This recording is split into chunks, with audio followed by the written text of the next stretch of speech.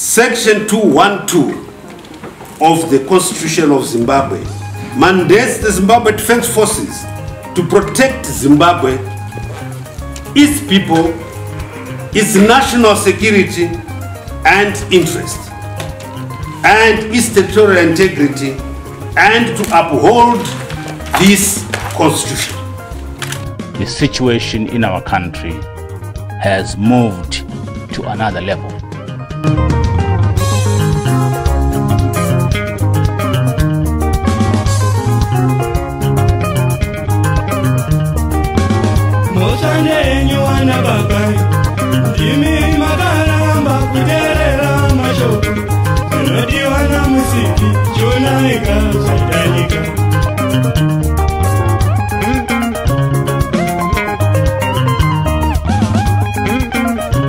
We are the army.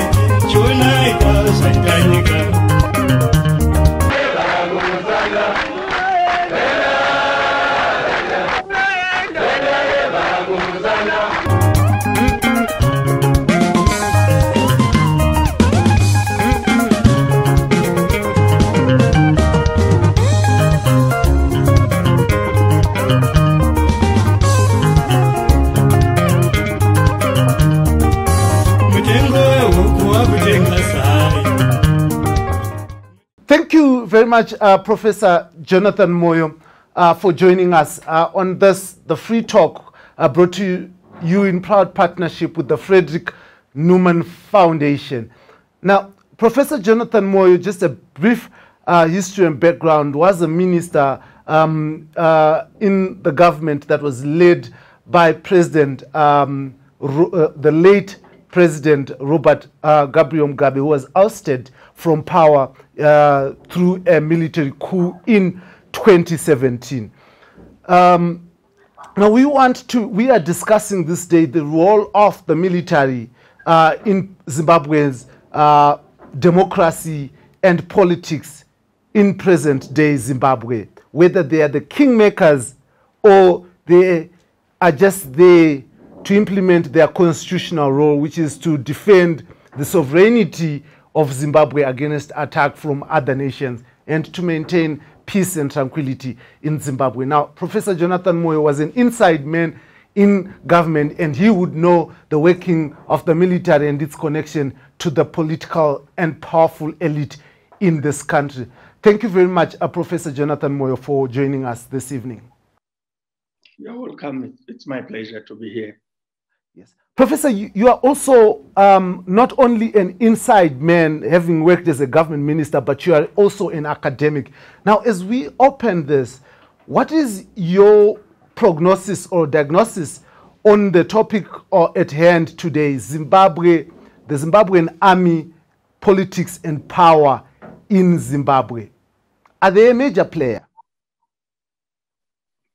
Well, I think that both from the point of view of having been in Zanu PF and government and the exposure from that angle, as well as from the point of view of, I would say, an average observer of state politics in Zimbabwe since independence, but in this case, because we're discussing the army, since the liberation struggle, especially the armed liberation struggle.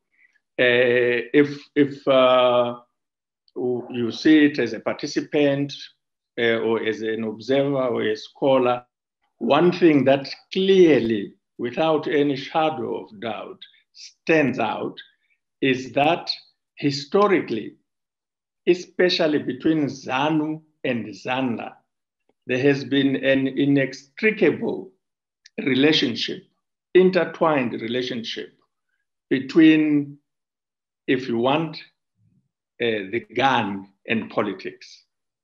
And whereas the founding nationalist leader or leaders had this mantra that politics must dictate the gun, the fact that the most decisive intervention in the liberation struggle was the gun and not politics means that the military has always driven politics in our country.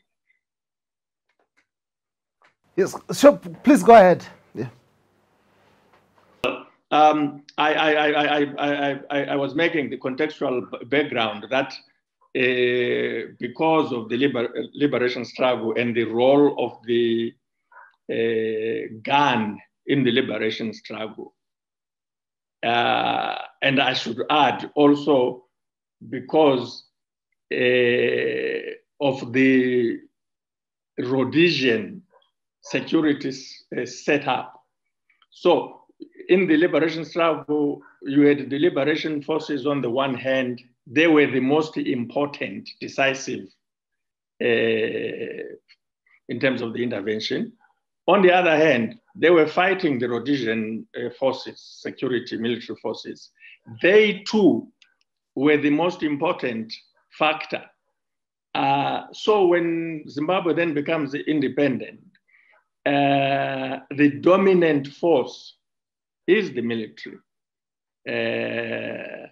And especially in terms of Zanu PF, I mean, the most important reference, I mean, there are many reference points in the liberation struggle, but arguably the most important one is the Mungagawa Declaration of 1975.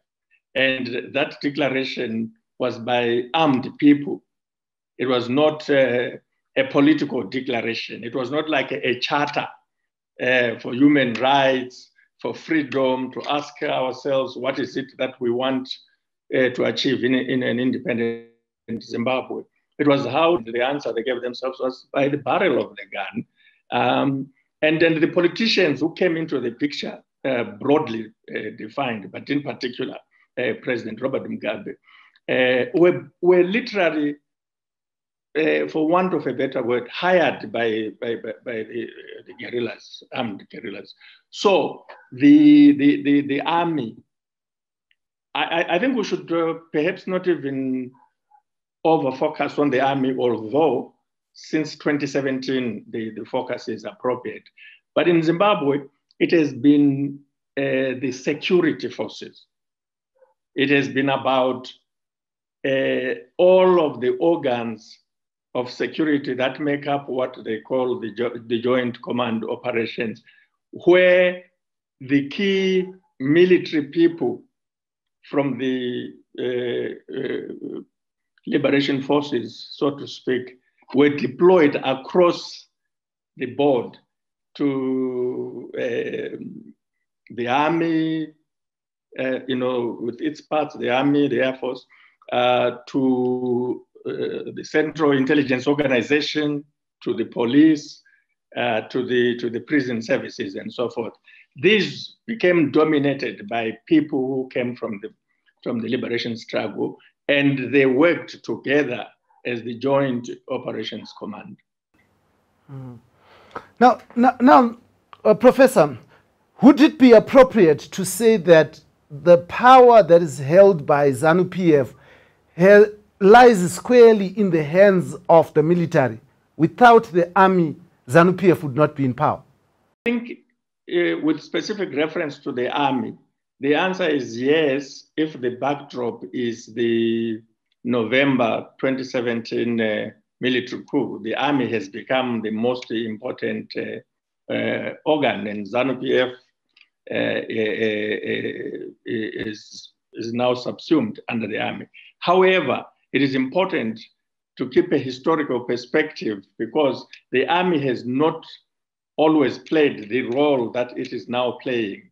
Previously, it was the Central Intelligence Organization, the CIO, and the Zimbabwe Republic Police, which were the political linchpins, as it were, of the ruling party.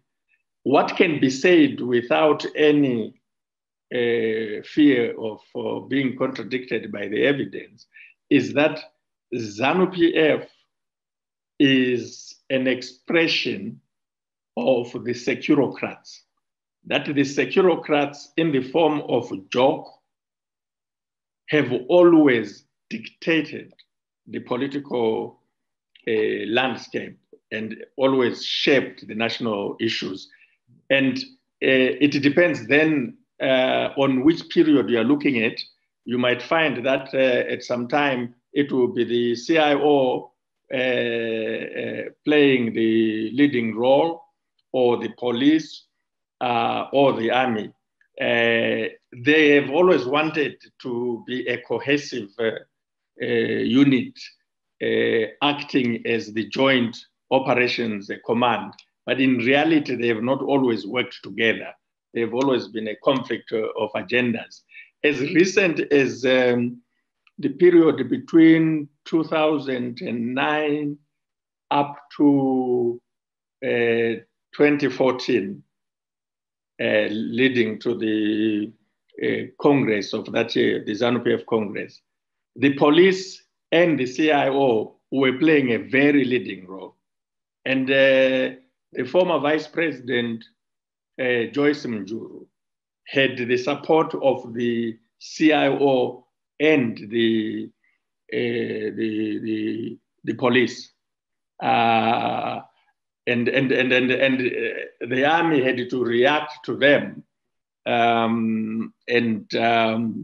The story of what happened to Joyce Mjuru as a VP and an ambitious one who wanted to become president cannot be told in complete or in full without taking this into account.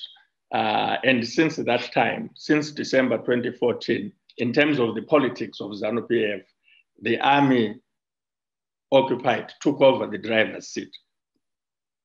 But let me take you to 2008, when there was the runoff.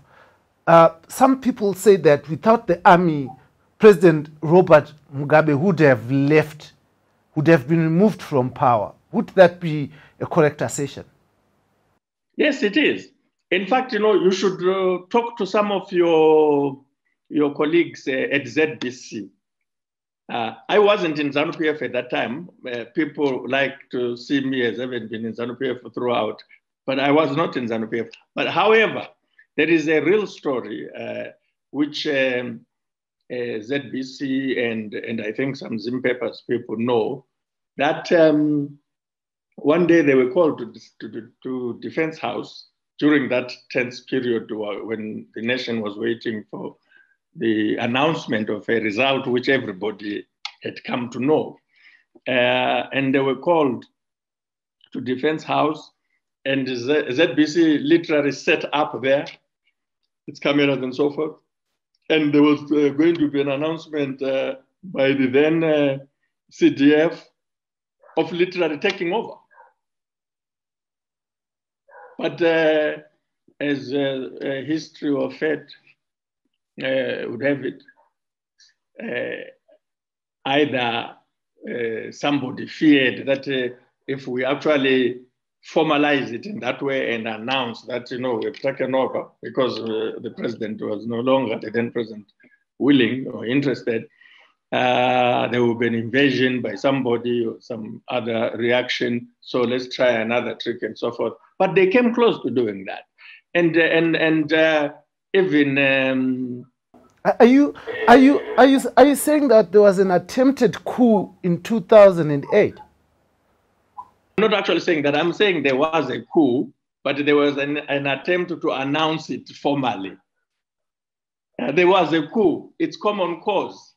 We call it different things.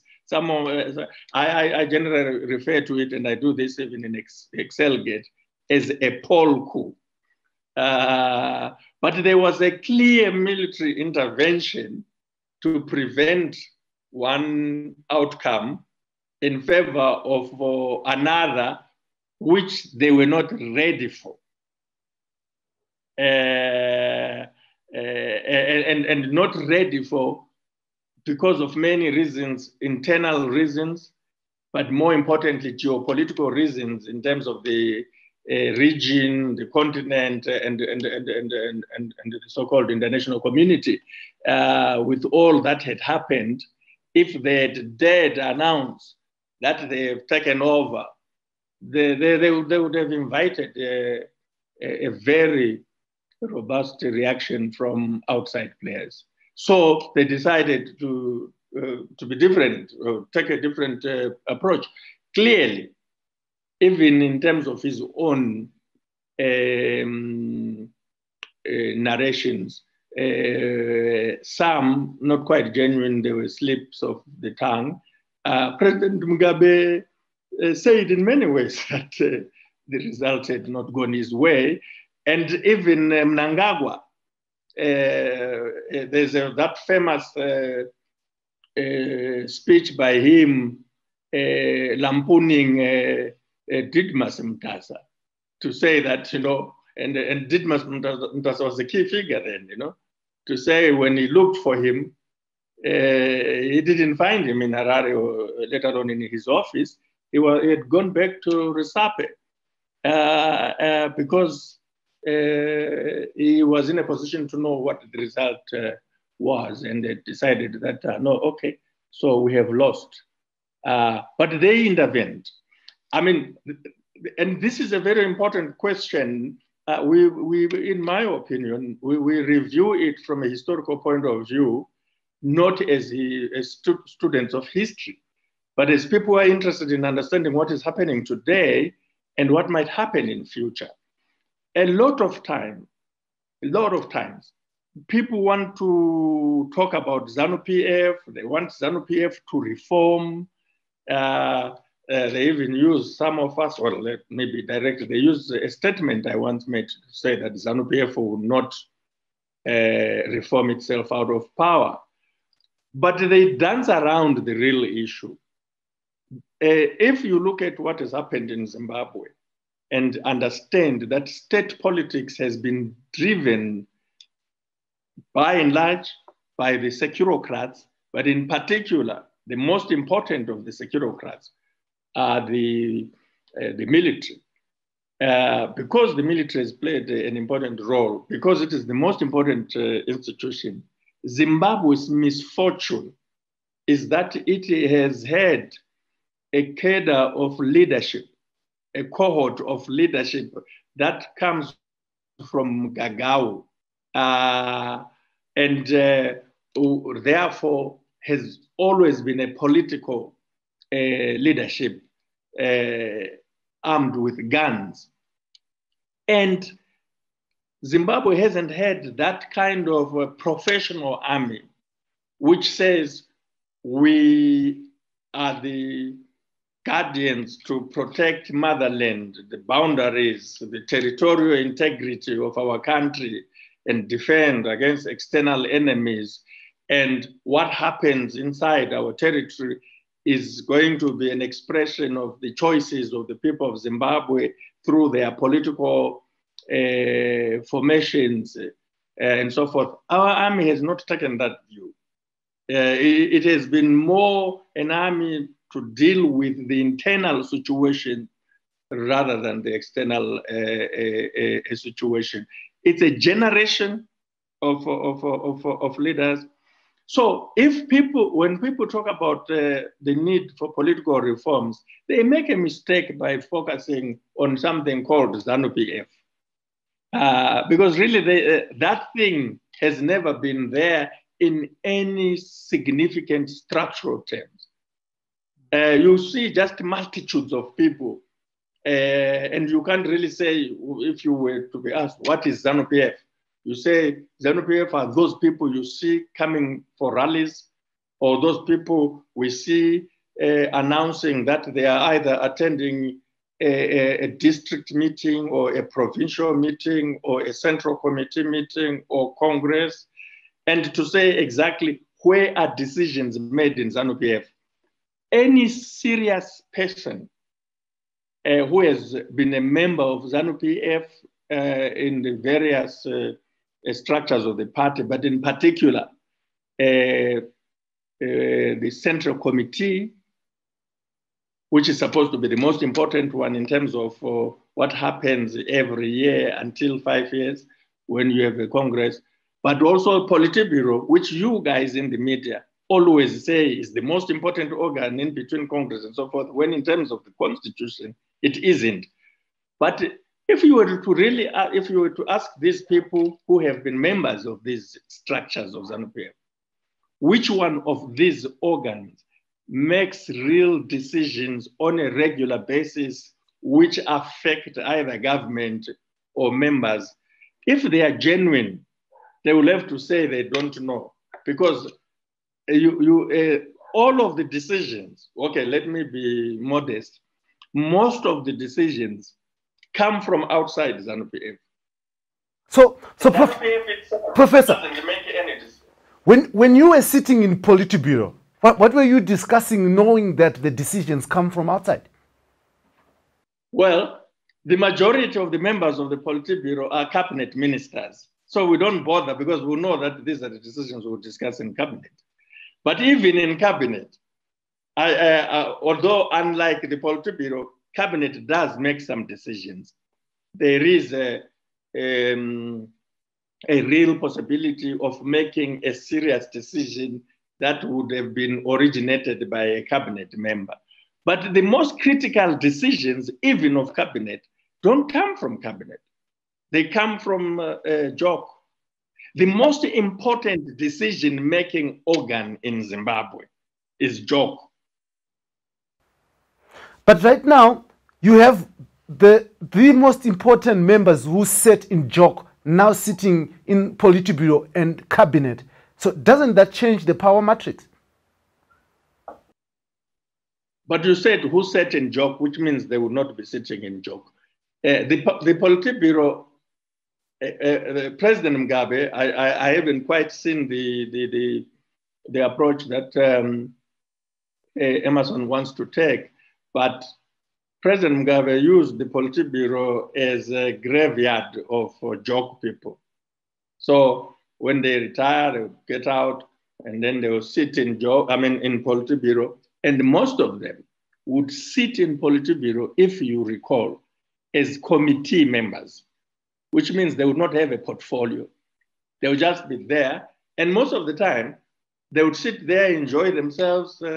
Politburo meetings in the Mugabe days used to be, for the most part, interesting meetings to be told stories, listen, joke, and you'll be eating there and so forth. And people use it just to take things off their chest and so forth. But no important decision. It will just be chit chat and so forth and so forth. And those members, there was a time they were now increasing. There was Solomon Mjuru, there was Zinavashe, there was Tungamirai, and they will listen to you, look at you if you are talking about this and that, especially the way they would look at some of us. It would be like that. In fact, the moment some of us would start talking, they would just start, you can see that, they are wondering about, they're not interested.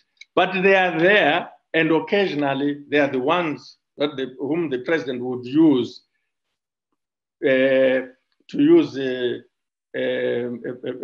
phrase from the streets, kukupai gwara rem sangano. He would refer to them. But let's be very honest. If you are speaking in institutional terms, serious policy decisions and so forth, the Politburo doesn't make them. The Politburo is a mobilizational forum to say government has analyzed this, wants to go this way, party should support, you go to the structures to tell the party to prepare and so forth. But with all this information and understanding of how Zanu PF worked, how then were you caught flat-footed in the coup of 2017? No, but this is just a self-indulgent proposition, we were not caught flat-footed. You cannot say we didn't know, but it has nothing to do with the Zanu PF structures, because as I'm intimating, there wasn't anything much there, because the drama would take place elsewhere. But people keep coming to this question that why did either you were flat-footed, you didn't have a response, or you didn't know. Let us put it this way. Suppose we knew, what were we expected to do? To create, if the discussion is that the party had split into factions, is the suggestion that the so-called G40 faction should also have come up with its army side? No, that they should have been. Because what else? Because we were not caught flat-footed. We were not. There were certain things that they did which surprised people, including me. The fact that they wanted to kill people, the fact that they were going to people's houses at night with army units and so forth was a surprise. But the fact that they were going to take over, they wanted to take over, they were going to use the military to take over, was not a surprise.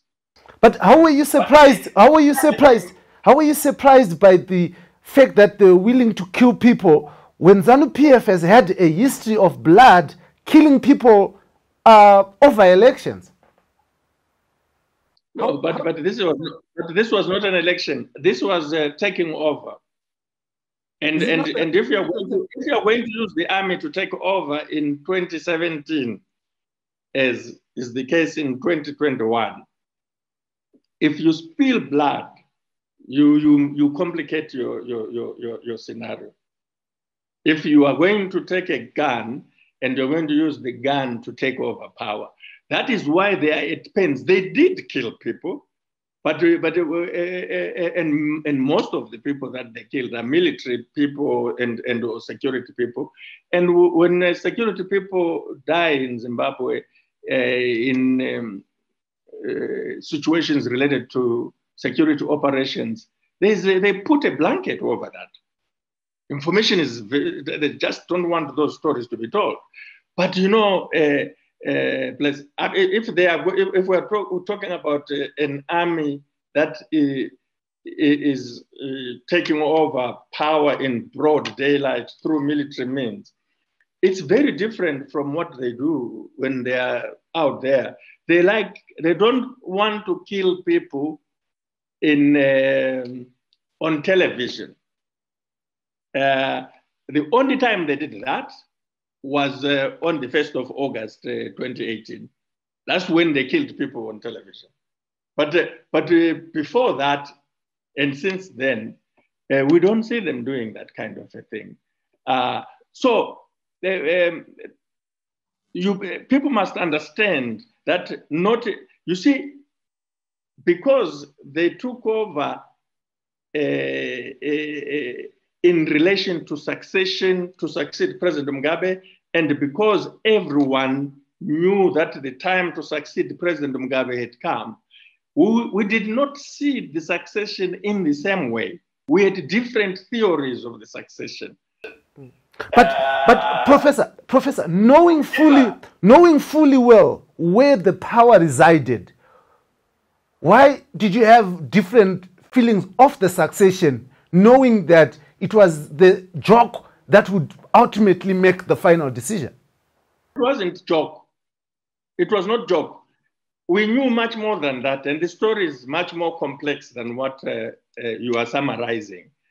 By that time, there were the divisions that were in politics, most of them in public and in society, were now also in the security structures, the divisions. And they were not only in the security structures, but they were also between the structures. The army and for example, the army and the CIO were not seeing eye to eye.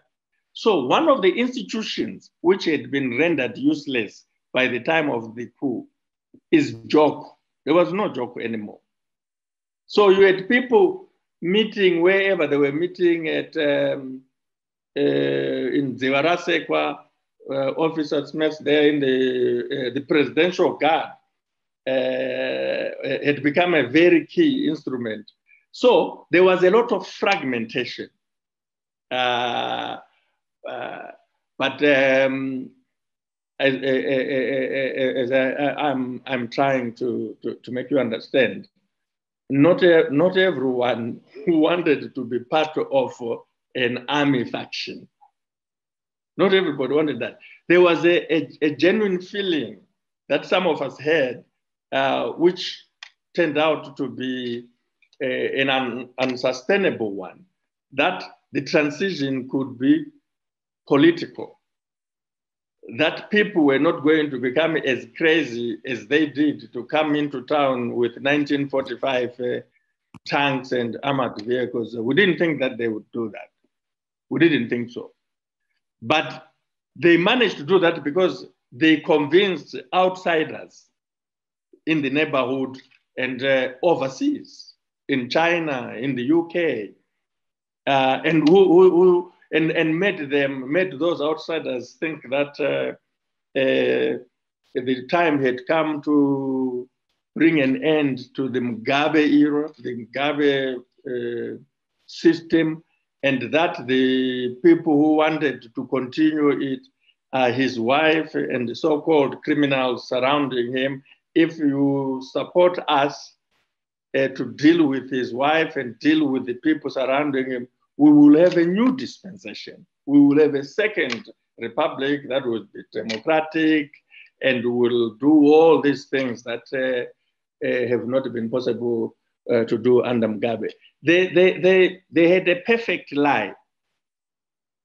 And the optics fed into that lie perfectly. But how did President Mugabe then lose his control and power over the military that he had so delicately controlled for close to 2 decades? I am not aware of the evidence that says Mugabe controlled the army for 2 decades. I'm not aware of that evidence. Or was he the one being controlled? There's even scholarship which makes that conclusion.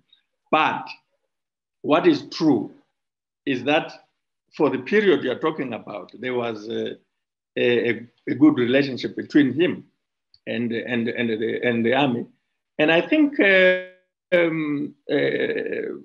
a line of inquiry that would be instructive is to shine a spotlight on his relationship, the late president's relationship with the late Solomon Mujuru. When he had a good relationship with Solomon Mujuru, things went well for him. When that relationship caught fire and things started changing, and when the fire went wild by, say, around 2006 and so forth, you can see that then things really started falling apart for President Mugabe. And that's when these other forces within the army and in politics started forging new alliances.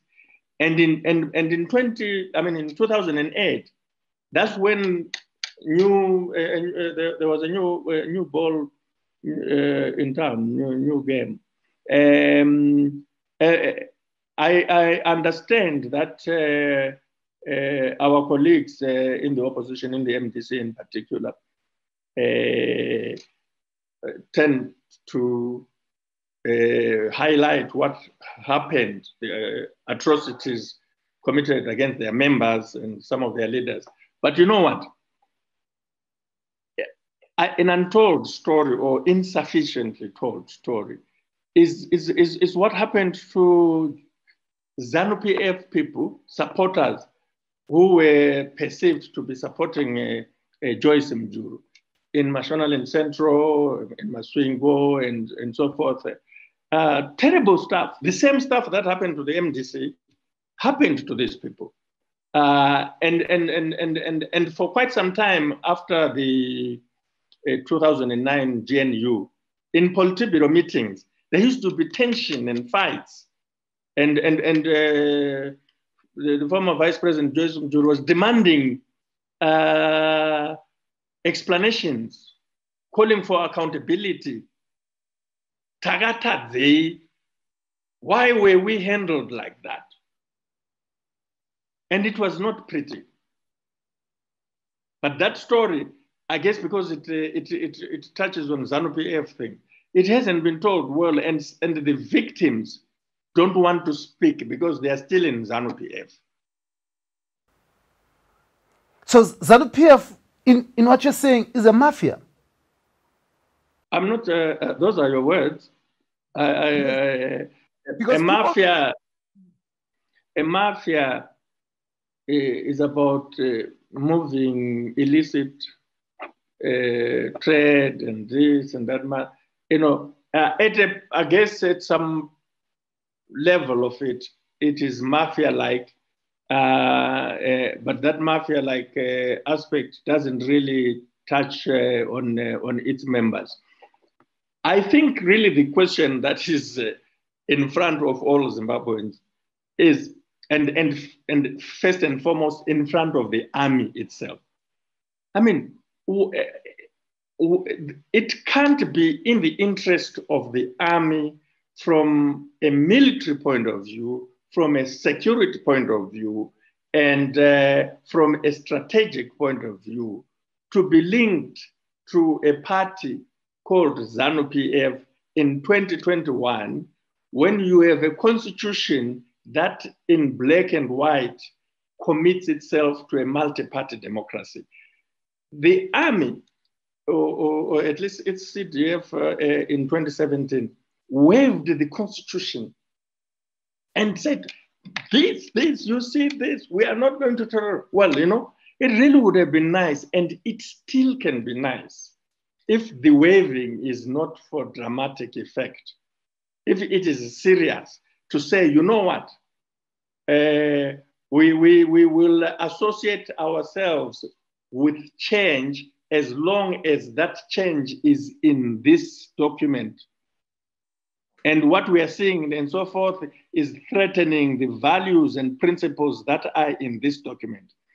It was very strange, and it remains very strange. And this is the question that the army itself needed to face, that they would only invoke section 212 of the Constitution and say we have intervened. Stranger, where the Chief Justice in the form of Luke Malava, who agrees with that and confines it to that. But that's not the Constitution. If you used that clause or provision to intervene, what were the values you were intervening to defend? Because you couldn't be intervening just to defend section 212. We know that this constitution you're waiving in section 3 has what it describes as founding values and principles of the constitution, but in particular of Zimbabwe. Why doesn't the army come out in the open and say it wants to associate itself with those values? And that whenever those values are threatened, because they are the values that bind Zimbabwe and the Zimbabweans. They are for multi-party democracy. They are for good governance. They are for respect for human rights, respect for the rule of law, respect for the dignity of the individual, respect for diversity in our culture, traditions, and religion. They are not for Zanu PF. Those values that are in section 3 of the Constitution, and there is subsection 1 and subsection 2, and they are a long list, and they include respect for the liberation struggle. Why doesn't the army associate itself with those? And why doesn't the army associate itself with section 67 of the Constitution, which says every Zimbabwean has a right to join or form a political party of their choice, to engage in a cause that they support and peacefully disagree with the government of the day? Why doesn't the army? And this is where the question is. The army must still answer, because they cannot say they just intervened in terms of Section 212. But Zimbabwe is a multi-party democracy, is it not? You had more than 100 political parties. It is not. It is illegal and unconstitutional, and the army does not need you or me to tell them that if you are in a country that the Constitution says is a multi-party democracy, you, army, must not be seen associating with any party. From a strategic security point of view, if the army aligns itself with one political party, it must understand that other Zimbabweans who don't belong to that one political party will do everything necessary to support their own views, including aligning with foreigners. It is completely a no-brainer. It's actually, I don't want to use the term no-brainer, it's brainless for an army to think that the way to stop Zimbabweans from reaching out to foreigners to assist them to pursue their political objectives is to tell them that don't do it. If you do it, we will descend upon you like a hammer. We will flush you out. No, create the structural environment, and it begins by you, the army, being in a position to relate to this party, that party, and this party, so that they all feel that when it comes to you, there is nothing to fear. But if you say that you are going to even pull a coup in order to defend the Zanu PF things, you know, when they met the late former president on the 17th of November, they had a 7-point document, and 5 of those points were about Zanu PF. I mean, how does a professional military army reduce itself to this? Is this because they look at China and say, oh, the People's Liberation Army is a wonderful point. It is running the country, it's doing that, it's doing everything. Well, but that one is a one-party state. Yours is not a one-party state. You have to overturn the constitution to make it like that. I actually think that a national discourse must put a spotlight on the army. And it's not too late. We are still within the period of the coup. Is the constitution to you only Section 212, General Swanda? Is that the constitution to you? That was your excuse for intervening. You intervened on behalf of some premise, upon the basis of a premise. What the hell was your premise? What the hell is it today? If it is Zanu PF, that's unconstitutional. The Constitution of Zimbabwe doesn't allow that. Doesn't allow institutions that have a constitutional right to bear arms and use those arms to associate themselves with that. And I feel that the media, civil society, and so forth is not asking the right questions. First, the army must answer those questions. But secondly, it's civil society. And by civil society, I don't mean these organizations.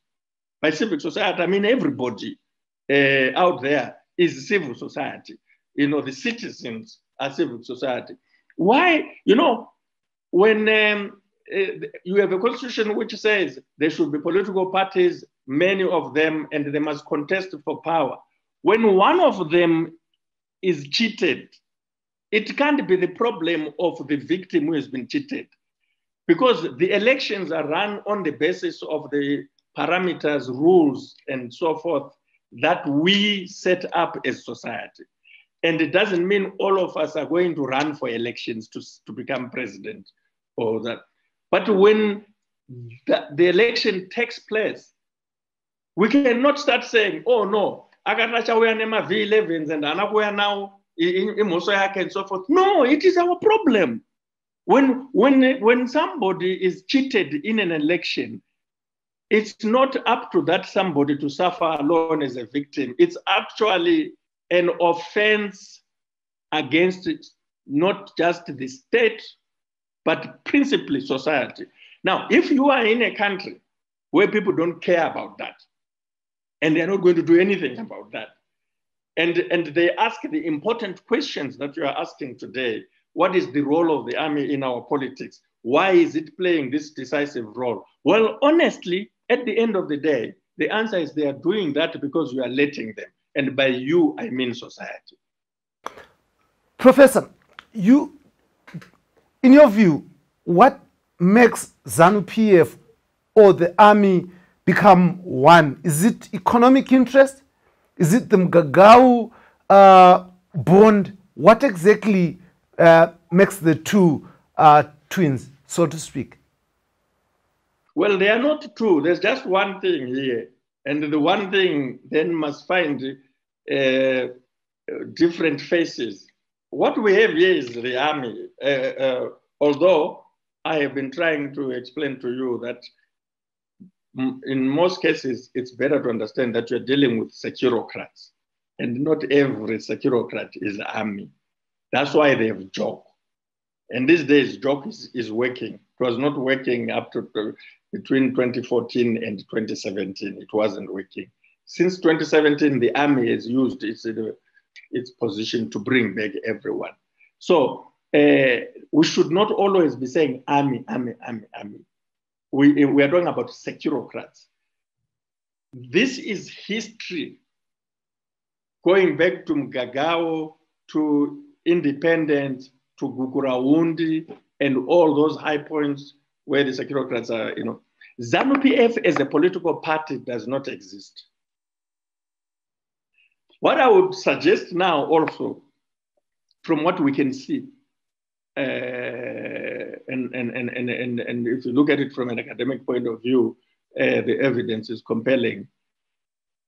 There's something different that has happened in the army, which is that for the first time, the apex of the army is not led by the conventional Zandla guy, who, for Zandla people, the gun was always a political instrument. For Zepra people, they were tilting more towards conventional practices, conventional approaches. These were guerrilla guys, hit and run and so forth, and you make up the rules as you go. But now we have at the apex of the army people who do not come from the Zandla background. I know that there's a school of thought from the Zipra side or Zapo side, which says, yes, these guys we used to be in Zapo, Zipra, but they are not really the best torchbearers of the Zipra Zapo culture, because they were warehoused by Zanu when their colleagues were being murdered and tortured.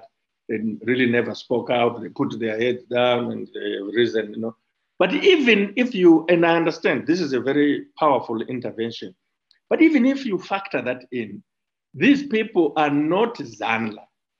They are not schooled in Zandla. And we can see them, all of them. Some are late now, but many are still there. They are very uncomfortable with Zanu PF politics. We can see, even to say, hey, Pamberini Zanu PF, it's a problem to them. It's even worse, more of a problem to say, Pasinanengi. They are not that type. And there is evidence that they also think, they were of the opinion, apparently, that there's something which some of you, and I don't mean you, but you guys in the media, you tend to think that there's something real serious out there called Zanu PF. Like, this is Zanu PF. No, there is nothing like that. These guys are discovering. So they go to meetings in the Politburo. Okay, let's start. Nothing going. Most of the time, those members of the Politburo, I'm on, hey, chef, we don't have this. Hey, chef, we don't have,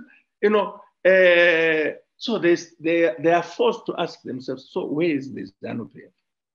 And the answer from an objective material point of view is no, there isn't. Then they say, so wait a minute, why are we wasting our time with this thing? So there is definitely, and that's one. And what is important about that discovery, now that Zanu PF has become fair game, and they find, this, and you know, oh, come on, you know, what is interesting is that this discovery is happening at a time when the Mungagawa generation attrition, moment of attrition has come. They are exiting, meeting their fate or maker, and an army, in terms of its leadership, seriously speaking, it's the brigadier generals. They are not from Wondo, this. I mean, the country, for goodness sake, is 41 years old. So there is a certain demographic transition that is taking place in the army. And increasingly, these guys there don't swear by Mungagawa because they were not there. And clearly, the ones carrying the guns to fight the battles are Uhuru children. And the discovery by the leaders who were in the war, but who are transitioning, that actually there isn't Zanu PF. There's nothing called Zanu PF. Now, I swear, both from a political point of view, but also from an analytical point of view, that proper military people, proper security people, will have all the reasons on earth to be worried about Zanu PF from a security point of view. Because if there's one organization that is really a serious security threat, it is Zanu PF. You can't rely on it. If you are serious and you find that most of the young people in the demographic pool are not interested in this thing called Zanu PF, they want to align with them, with Chamisa and so forth. You must think again. But Professor, they are interested from a strategic point of view to be with the bulk of the country. The bulk of the country from an ideological and political point of view is not with Zanu PF. Let us look at the economic aspect. Scholars say that where there's poverty and there's hunger, democracy is not really on the top priority of people living in poverty and hunger. And now, just recently, there was this center report which shows that the military is in serious business. On the Great Dyke, they received close to 320 million US dollars and over 120 million Zimbabwean money. Now, don't you think that this is the major aspect why the military would want to remain supporting a certain political narrative? No, no, I don't think so. Because they would do it with whatever political narrative is there. They are the only ones, remember, with weapons. And they can use the weapons. And this is why we really need to unpack this. The suggestion that the military must align itself with the Zanu PF in order to keep what it has or in order to access wealth and so forth. Each word that keeps coming is a very bad word, and I'm censoring myself to not use any of these words. But it is not a rational suggestion. It's not even rational to think that if the MDC were to take over, the military will lose access to this, lose access to that. That's not rational. But for Zanu PF, it's not rational because there's nothing else you see which is Zanu PF and which has veto power on policy making, on decisions. Nothing. You know that that story about Chiaga. The army got the what did you call? I think they had a name for the portions. You know, it was subdivided. What do they call it? There's a name that they were using. You know, there was a competition. You know, ZMDC was trying to come up with their own arrangements and bring police and bring CIO. And then there was ACR and its own the best and so forth. And then there was a process in the ministry for getting your allocation. And one day, and the army then discovered that the substantive minister who was Obed Mpofu thought that, you know, he could say no and what, you know, when they now wanted theirs with Anjan. So they waited when Obed was off for 24 hours. And Emerson becomes acting minister. And they assign, get for themselves, during the GNU. And everybody who was in the GNU knew about it. The story was told anyone with ears, you know, but nobody did anything about it. They just, you know, they were moving around with their papers, sign here. So someone has to sign here. They do. So I think we should not have a false conversation, which creates an unrealistic impression to say there are political impediments for the army to access this or access that in a particular dispensation, especially now, well, there's poverty, we see in the, no, that is not, and that is really one of the questions we must honestly, you see, all of us must be interested in national security. We understand all these things, but we have to put pressure on the army to say, look, you can't continue the myth of all these years.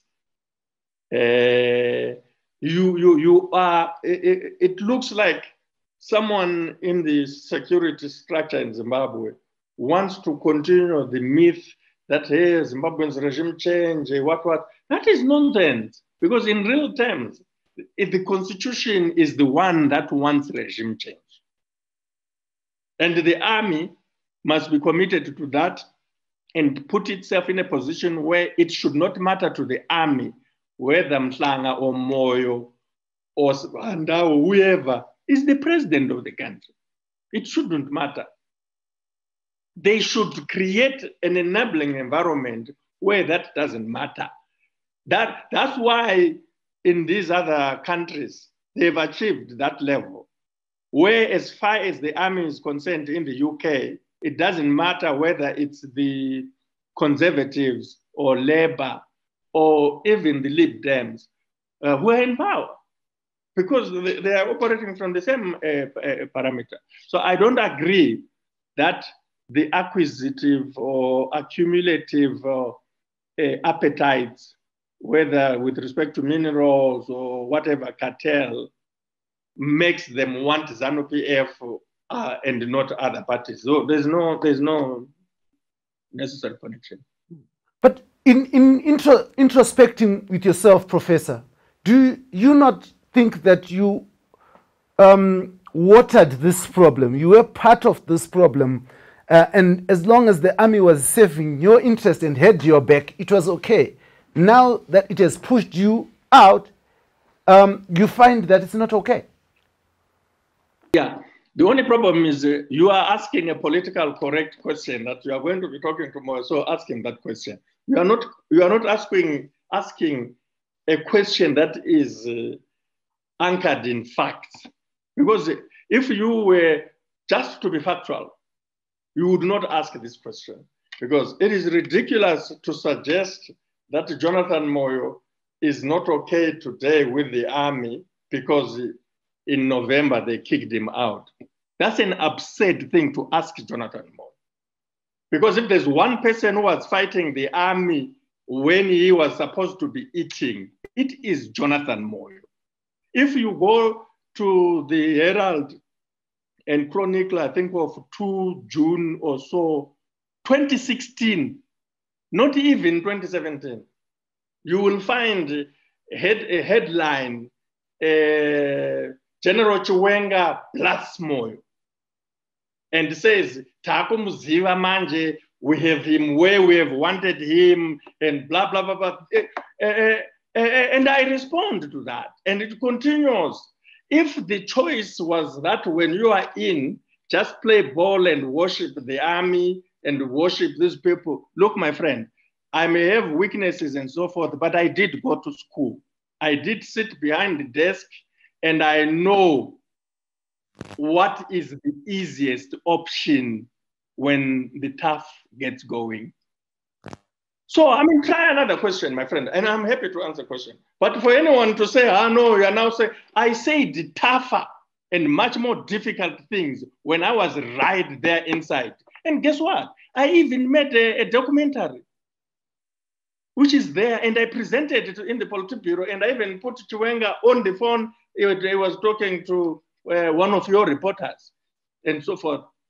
And I explained to the colleagues that, I didn't have, and I still don't have, a position that says we must not have an army or that we must not respect the army. But because all of us could see that the fact that the former late president had become of age and was exiting was obvious even to idiots. And so all of us needed to think about what transition it is. Some of us, I wrote in August of 2011 in the Sunday Mail against the attitude that change by definition is an enemy of Zanu PF. Against the idea that we must not criticize Zanu PF leaders and say they don't fail, and yet failure is one of the most important features of human beings. Against the non-attendance to the Gugurahundi question. And I put it, and that's the first time when I introduced the term Generation 40. It was in the Sunday Mail. You can't find it in the Sunday Mail today because it was very critical of the party, but in a responsible way, in my opinion.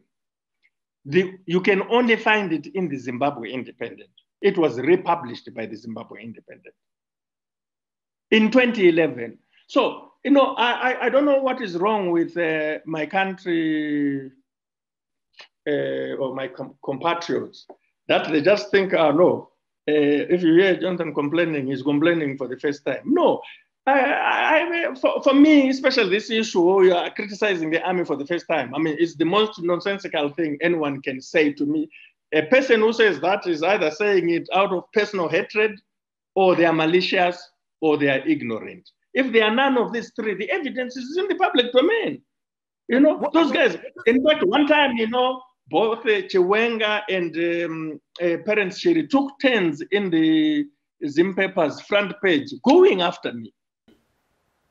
But what was in your mind when you said, when the military comes out, do not expect a picnic? Yes, I even said it 2 days ago or yesterday, after the president of South Africa said he's deploying the army. Please, when the army is deployed, don't expect a picnic. It is a double-edged sword to say to them, why should be the army deployed in civilian situations? The moment an army is deployed in a civilian situation, it suggests something fundamentally wrong unless it is obvious protection of the civilians, all of them. But where an army is going to protect some civilian and is going after some other civilians, no, there's a problem. There will be blood on the floor. But your statement at that time was seen as backing the military deployment and bloodletting that happened at that particular time. No, no. And in fact, it was not about bloodletting. It was over the distribution of food. You are now even exaggerating, not even exaggerating, you are misrepresenting the incident. It had to do with them assisting in distributing food. They were not quelling in unrest. But I didn't want me. I have been a victim of the army refusing to distribute food in 2016 in Cholocho because somebody was using them. No. You see, if you are in certain situations, you should you express your concern in a manner that you hope the others you are targeting will understand. Because my view was, why is the army distributing food? They were not going there to beat somebody or to stop something, you know, and they were already starting this idea of getting involved in Operation Makuta, Operation this, which is not okay. Which is not okay. Even, well, for me, the ultimate was Command Agriculture, which was another military thing. I didn't criticize Command Agriculture after I left the system. I called it ugly culture when I was in the system.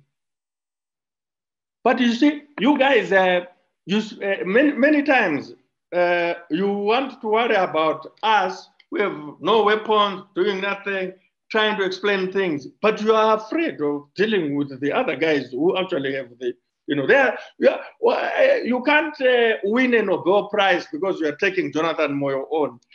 Take those guys on. Yeah, the easy target. But a lot of it, unfortunately, much as I really don't mind it, it tends to become a little bit wacky because it's not based on facts. Like someone will say to me, no, you're out there, so it's easy for you now to start attacking the army. When you were there eating and they're back, you were not attacking them. No, I was attacking them, guys. I was. Try another trick. And I was not attacking them because I dislike them, because I actually think they need to transform. They need to.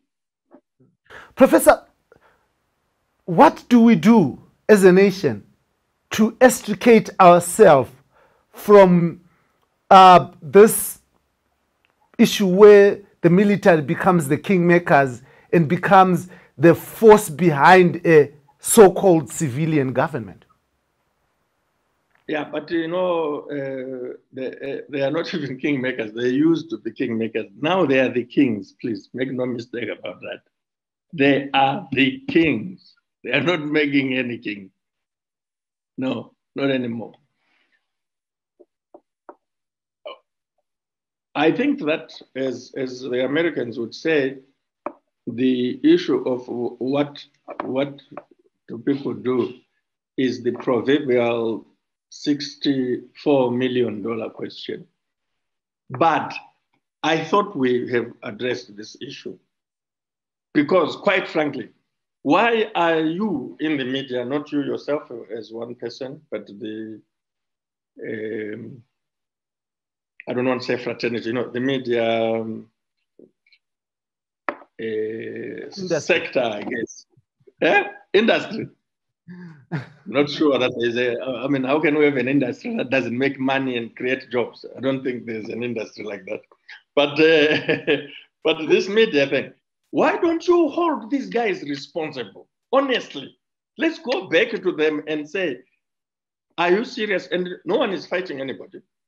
We have to have a meeting on that. Are you serious? You intervened to defend 212, Section 212?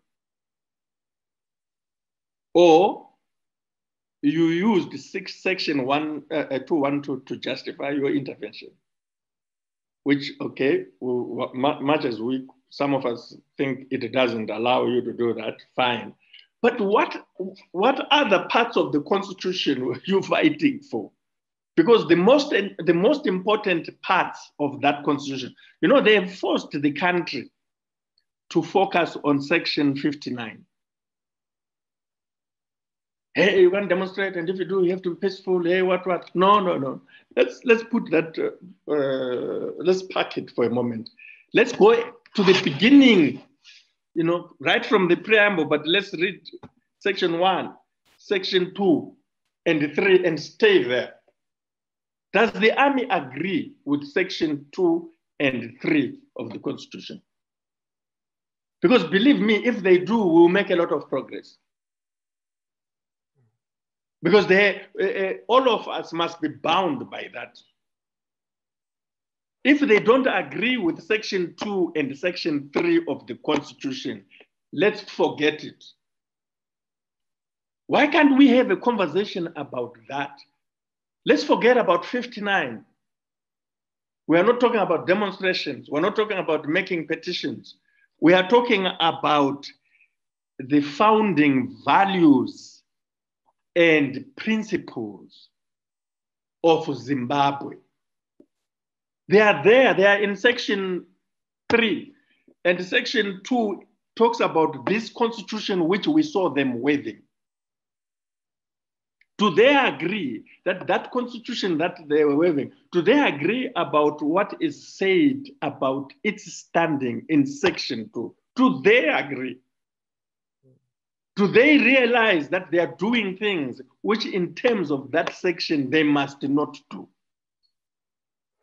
Do they realize that the Zimbabweans are entitled to a host of values, rights arising from the values and principles which are the foundation of their republic? I think there's a time we have to have a conversation, and I think you are in the best position, situation or profession, but best position to ask them. You know what? Doesn't it worry you that you live in a country where those army people don't want to talk to you on record?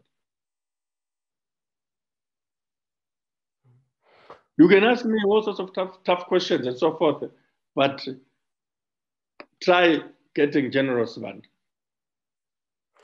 Professor, in fact, almost by definition, generous fund is unwilling to talk to the independent reporters. He wants to talk to Sunday Mail and ZBC, and his officer gives the reporters before they talk to him that the general will only talk about this. You ask him this, ask him that. Okay, yeah, all right. Why doesn't it worry you? And why don't you make noise until cows come home over that and wait and see what will happen? Why?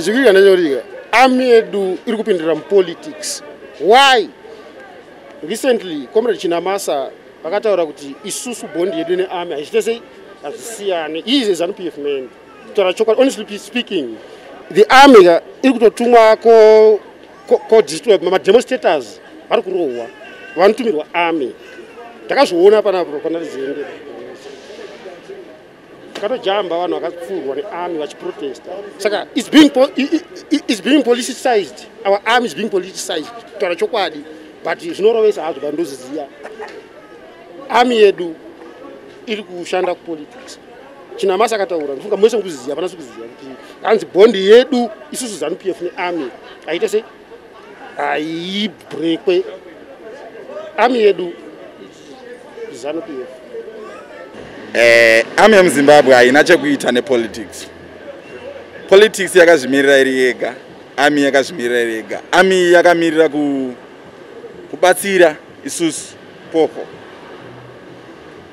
Kuitira kuti patinenge tarwisa ndiyo ino yachitibatsira unorwisa chi vanenge vauya nezvombo zvavo zvezvo. Saka haina chekuita nepolitics army yemuZimbabwe. Army ifanira kunge ichipindira pane zvenyaya dzepolitics, because vanhu vari neutral, vanomirira masides ese, nokuti ndivo vakaprotecta nyika kuti vavengi vasapinde. Tikada kuitarisa hedu ndezvokuti ivo savanhu vanenge vachingonzi endai, vatungamiriri vaivawo vekuarmy, saka nokudaro vanenge vachingoti endai, but hativaoni vachipindira mazviri. Vaimboda kuva kuti zvaka vakabuda mazviri. Ndingati pakatanga covid paipa vanhu vaiuya vachirohwa kumativi mana enyika ineyi, nyanyanya location vanhu vairohwa asi havana kuzviita kwenguva refu ndobva vangozozvisiya. Ndobona sokuti nokuti isusu vairovwa tanga tisina zvombo hatingagoni kuti rwisana nomunhu ane chombo isi tisina kana. Saka ipapavo ndo vanhu paiti padoona kuti vakazongoona kuti no zvinhu zvatiri kutoita hazvisiri izvo. Havana kumbotorawo zvavo nguva but vakatoongoongorora vari vega pachavo kutoti oh no chinhu chataakuitawo hachisicho nokuti ivo vadziviriri vedu isusu kuti tisaurawa navavengi kupinda muno. Hazvinei kuti ibato ripi kana ripi asi kwaitawo mupanduki wokuno rimwe bato yes amenogona kupindura wozisa hatingagoni kuti tobvutirwa nyika tiripo. Munhu anenge achipinda iye hatimuzivi kuti wakamira sei. Ndopatogona kuti army inoshanda izvozvo. The army is there for security of the nation. They should be partisan. They should not side whoever is ruling, whoever is there. There to keep us, the people, the men on the street. We don't temper now, but if they want to play a role, then jigsaw puzzle. They've never done that, and they don't do that, but they should do that. Whoever is in power, they should. Their mandate is to keep us secure, not to keep a person who is sitting in the chair of power secure. We are running out of time, but you're an academic and also know the ins and out of our political framework in Zimbabwe. Would you probably hazard a guess who is going to be our next Zimbabwe National Army General? You know, one interesting thing about that is that when he was burying the one who has departed, Chimono, Mungagawa, either Mungagawa said this or Jaramba or somebody like that wrote this, but it was curious to say, well, you know, this guy was loyal and so forth, and so we've lost, you know, our guy, but now we're looking at finding his replacement. And then it's presented as if this is going to be very difficult to find someone who was as loyal as him. But guess what, you guys? Out there, among ambassadors, some still in the army, and these other senior people in government, here is an opportunity. If you are loyal, just like him, and so forth, I'm looking for somebody. And I'm going to search wide. I will touch the army ranks, I will touch the ambassadorial ranks, I will touch the civil service. That's unusual. And it got me thinking, is he looking, you know, Chimono was the last commander of 5th Brigade before the Unity Accord. And it was, by the time it takes over, it was now, it had shifted from Mat North, it was in Mat South. And it's now in the public domain, the atrocities that were committed there. And he used to say a number of things which have left indelible memories, especially among people who were affected by those atrocities.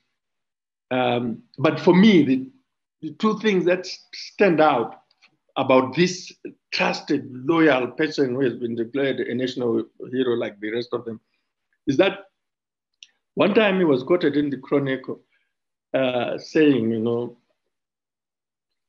some of you, some people might look at us and accuse us of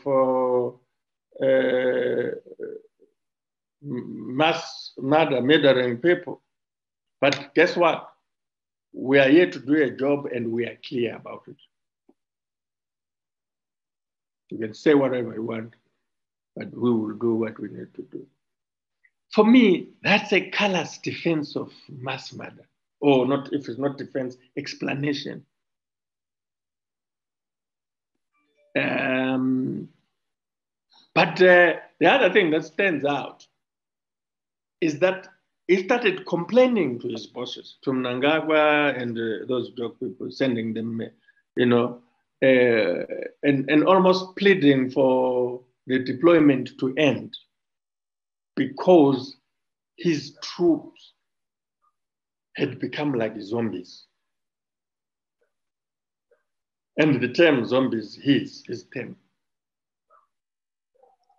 For me, in terms of the question you're asking me, it really bothers me that we have a society that is shamelessly, or a leadership that is shamelessly parading people like that as national heroes. That it can't restrain itself. That's one. But two, we have a leader who says a person who has this public record was the epitome of loyalty, and he wants others among ambassadors, serving ambassadors in the army or maybe in the public service with those qualities. That leaves me thinking he's looking for a Gugurahundist. And that's why he's not satisfied just to focus and fix his search eyes on the army. Because many of the people who are there are not Gugurahundis.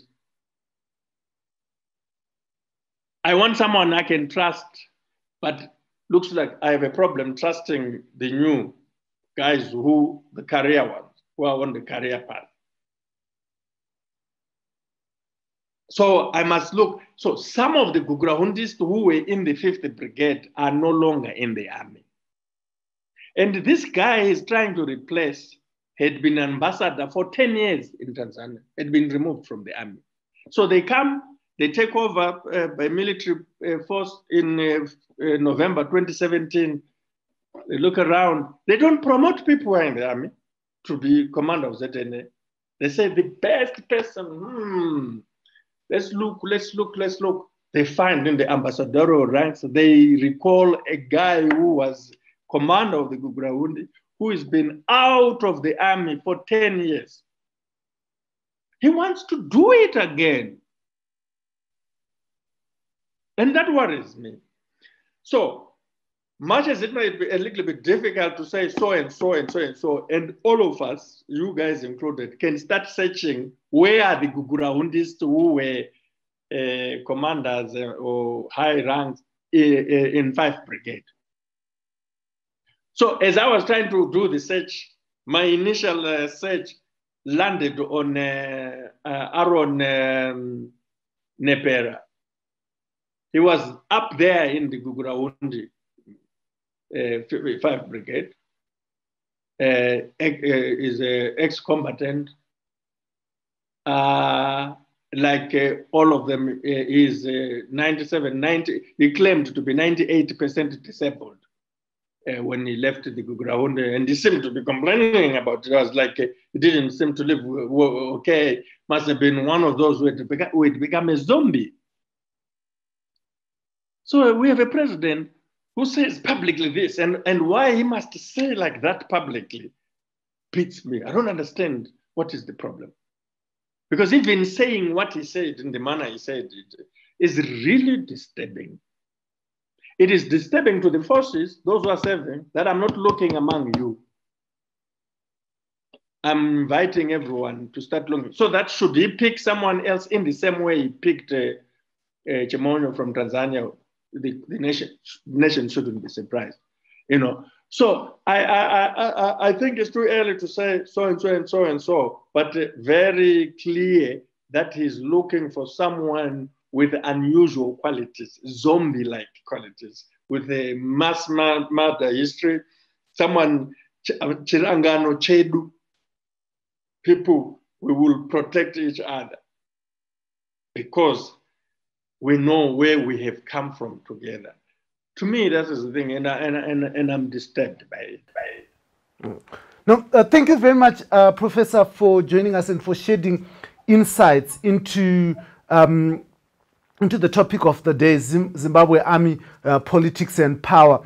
But before you go, Professor, maybe you could just, from your heart, if you have any kind words or harsh words to share with the people of Zimbabwe, as you may see fit.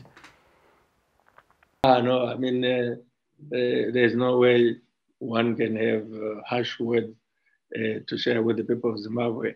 I guess if it is tough love, not harsh words, but harsh love, is that I think a lot of people who look at Zimbabwe and the people who had very high expectations of Zimbabwe, not only as the bread basket, but also as the fountain of intellectual creativity, imagination. And they look at Zimbabwe and they're very sad to see the situation. They wonder, when are Zimbabweans going to come of age? When are Zimbabweans going to take responsibility for their situation and not blame anyone else? Assume the responsibility. It's only when you take responsibility that you are able to do something about the situation. But if you're always pointing a finger there, pointing another finger there, it means your expectation, your existential expectation is that the one to whom you are pointing a finger must right the situation or must right the wrong. Human life is not like that. My sincere hope and daily prayer is that compatriots will sooner rather than later take responsibility for the situation around them to safeguard their lives, livelihoods, and that of their children into posterity without blaming anybody. Don't blame anybody. Don't even blame yourself, but take responsibility for your situation and do something about it. Thank you very much, Professor. Now, with those words, take responsibility. Do not blame anyone. Take responsibility. I like the part, don't blame even yourself. Take responsibility to make Zimbabwe a better place. Now, this was the Free Talk. This is not a platform to agree. It's a platform to engage. And we have been engaging with Professor Jonathan Moyo, former minister in the Zimbabwean government, an academic and a law student who is making leaps and bounds in studying the law.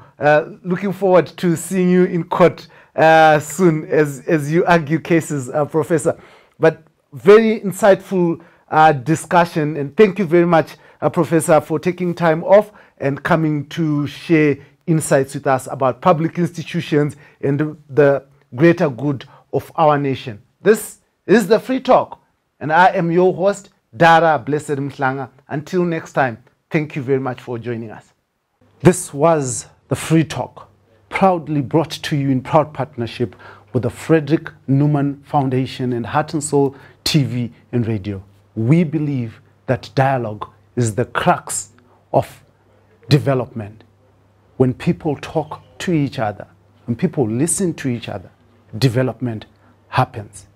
On Free Talk, we believe in political dialogue, economic dialogue, and social dialogue. Everybody must be heard. Everybody has a right to be heard. Free talk, talking that moves nation. Free talk, talking that makes a difference. This is the Free Talk.